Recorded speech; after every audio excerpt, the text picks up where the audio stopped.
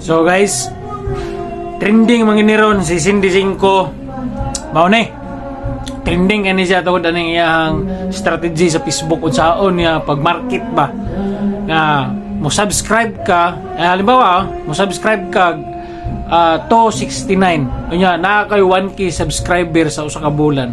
Pila imong sapi? 269,000.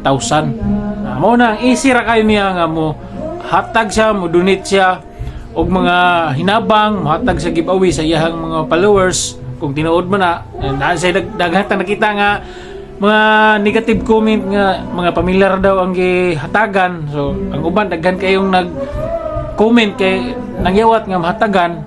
So karon ikaw kay nangyawat sad ka, so mo subscribe sad ka niya kay para maka-comment ka para makita na sa Facebook, makita niya sa iyang account.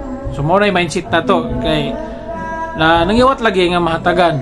So mo na market strategy niya. So gatuo ka kanang Facebook ni Cindy, ang earnings niya iyan ang gigasto. Wala. Para ipanggihatag, wala na niya gigasto.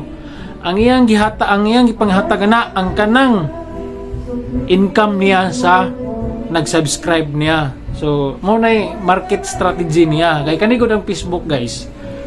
Business man gud ni siya. Mangit usaon nimo pag market nga magkakwarta ka, i-rolling nimo.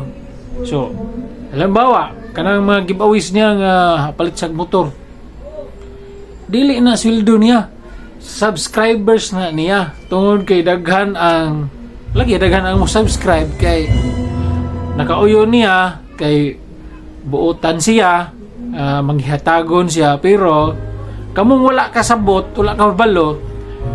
Business strategy, marketing na niya. Marketing na ang Facebook. Sa ko nang giingon, negosyo ang Facebook.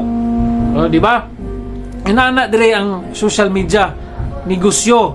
Kung kitigo ka mo market aning social media, makakwarta gid ka bukod sa sweldo nimo. Parehara ko na kanang sama na ako, nag-promote ko og online. So, nanginganyo ko og followers, user nga mo dula sa ako ang account, mga kapital pa ko kay para makasweldo ko sa ako ang manager. Inana na ang strategy diri sa social media. Unlike sa kanang namaligya kag merkado, parehara gyapon merkado na mo tanaw sa imong baligya, entertaino nimo. Ma'am, gusto ka ni ma'am. Inana mo na sa diri sa social media, business strategy, marketing. So sayon ra kay na himuon kung kantigo ka. Niya pa jud. Makasabot ka ni kung business minded ka. Kanang nakabita kay business pero nako sa una, na ako yung mga negosyo sa una. Sadto say nga na down tungod kay wala na ako giayo og dala ako ang kwarta sa ko ang pag-market. Giabusaran ako.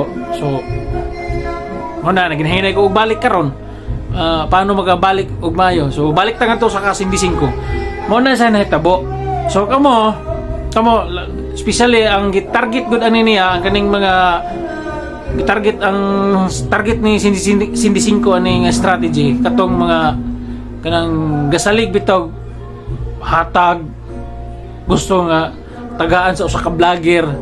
So ang mindset atong tao kung naa sa extra kwarta sa iyang Gcash, so subscribe siya kausa. Pwede ram na siya i-stop ang subscription, pwede ram na siya.